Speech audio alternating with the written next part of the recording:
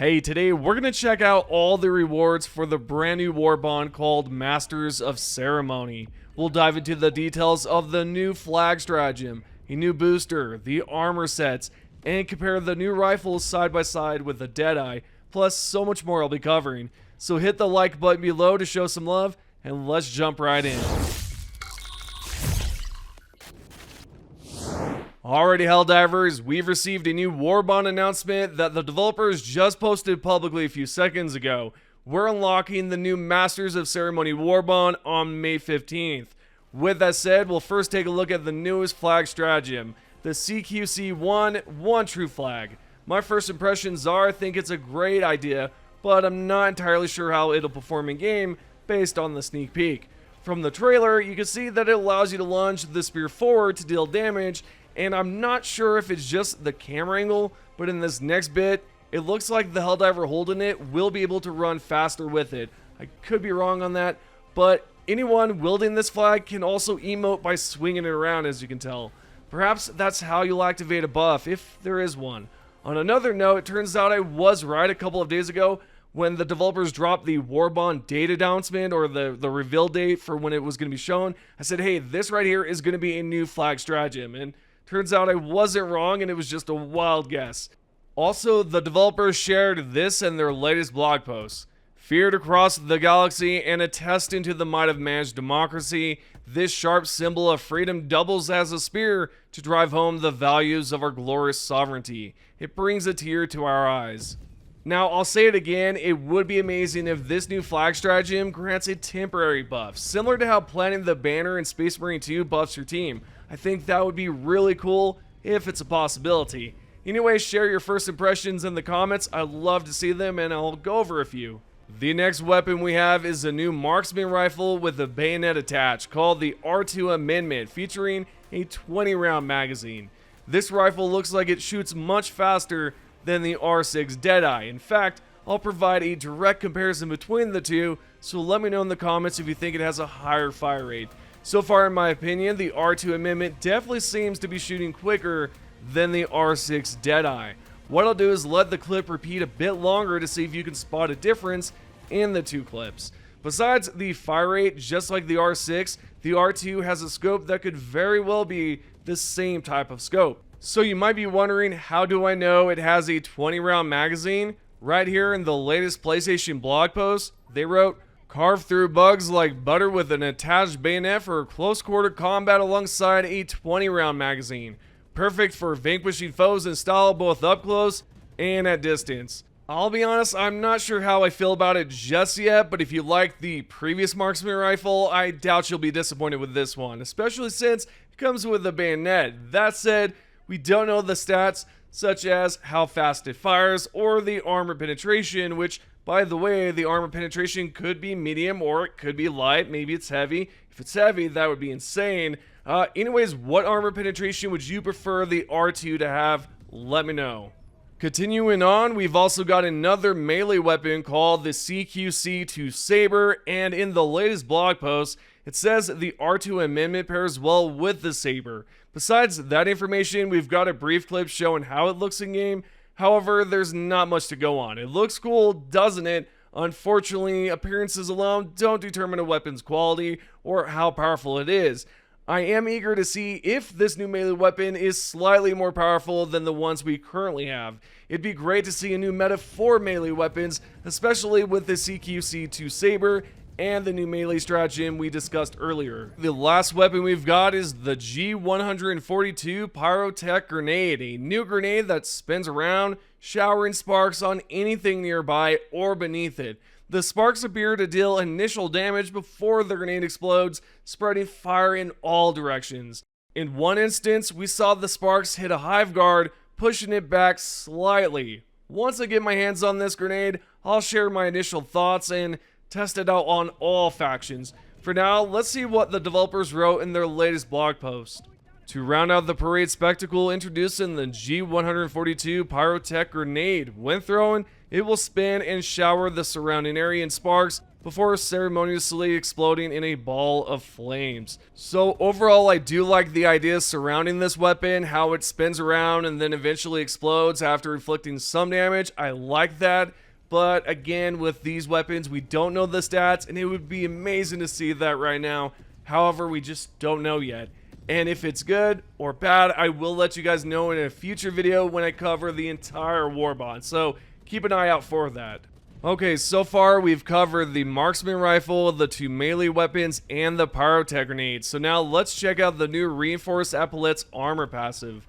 According to the blog post, the developers explained that this new passive reduces the chance of limb injuries when taking damage, which is incredible. It's cool that we've got the Democracy Protects passive that helps with surviving lethal damage, and now we have this new passive that allows us to move more freely without our limbs being shattered, and that's just awesome.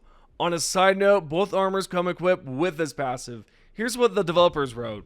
Both armors come stock standard with the Reinforced Epaulettes perk, offering your limbs the chance of not breaking so you can continue to wave the flag of victory.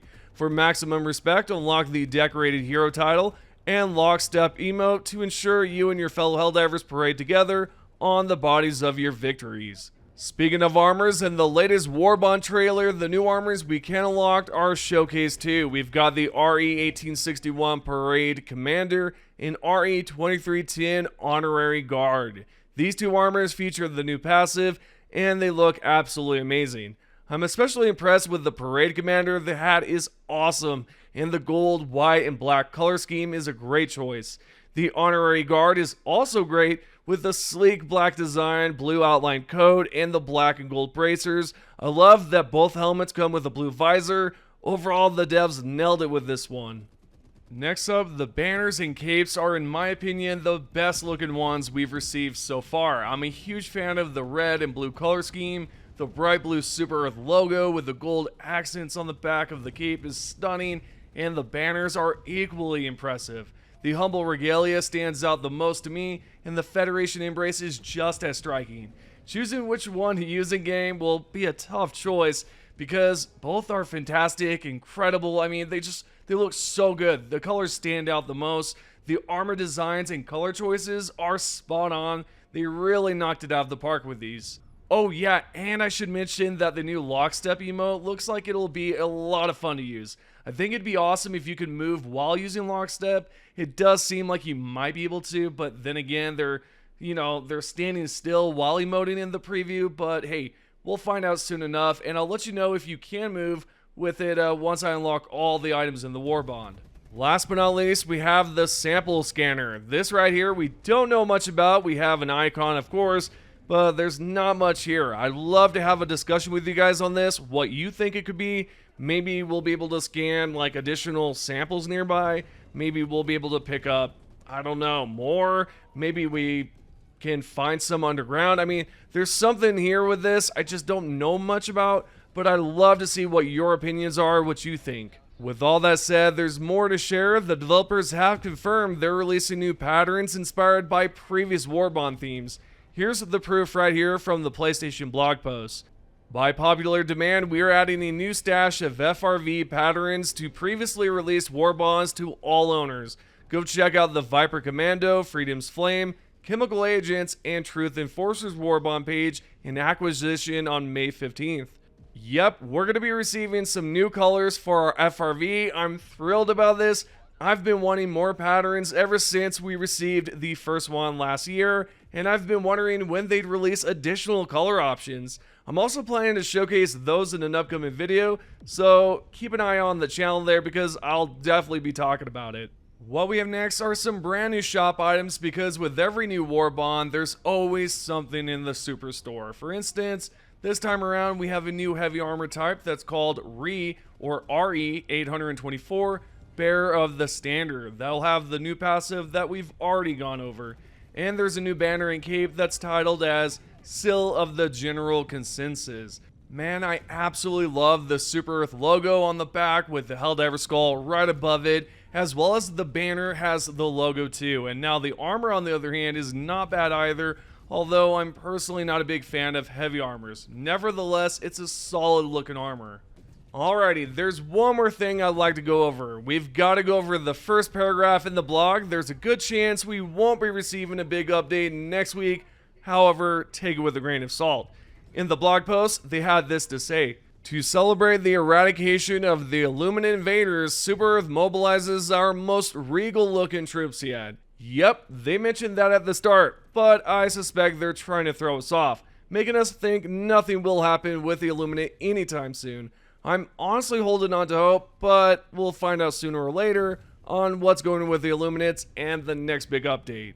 Anywho, my overall thoughts on the Masters of Ceremony Warbond are positive. It looks great. I'm a big fan of the armor, banner, and cape designs, but I'm a bit worried about the weapons since we don't have their stats yet, so it's unclear if they'll be good or bad. I haven't tested the weapons either, and I'm eagerly awaiting the 15th to try them out. I'm excited and optimistic about this Warbond, though I would have preferred another weapon over a melee one. Still, it seems like a fun Warbond to check out and try out for a little bit. Let me know what you think.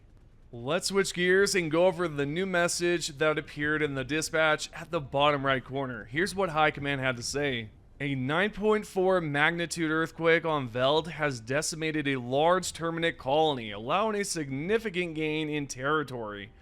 What the hell is going on here? I'll take it for what it's worth, but that was completely unexpected. It seems like Mother Nature is fully on board with democracy, not the bug threat that occupied Veld. I found this really interesting, and I've been enjoying reading the dispatches lately.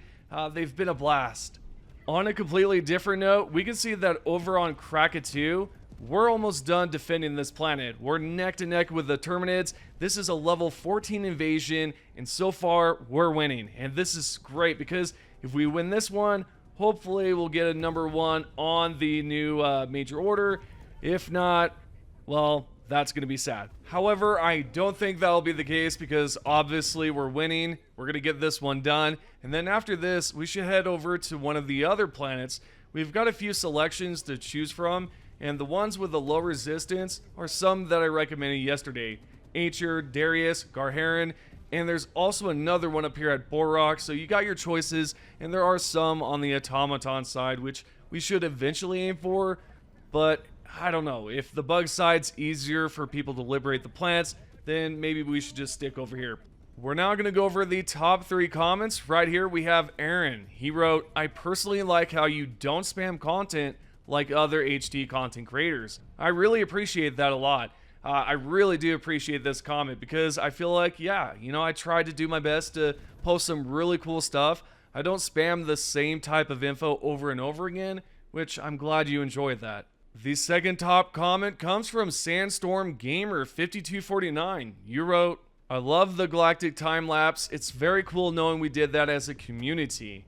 Indeed it is, my friend, and it's crazy to see how much we've accomplished in the last year. So many major orders, so many stressful moments, very climatic ones too. The third and final comment comes from Shogun Box. I can't wait for the new content. We need more frequent content to avoid monotony. I know it's difficult, but we've been maxing out the ship, the level, and the samples for a long time now. Yeah, absolutely. This is a big problem in my opinion. We don't have anything we can work towards. We don't have anything we can progress in, right? And that kind of, like, I don't know. I feel like if we had something there, whether it be ship upgrades or ways to unlock different types of stuff, I mean, that would be awesome. There you go. Those are the top 3 comments. I hope you Helldivers have enjoyed this new video and all the content we've talked about. I really appreciate you guys so much for stopping by. If you can, support the channel by tapping the like button. Consider subscribing, turn on notifications, and I'll see you in the next one.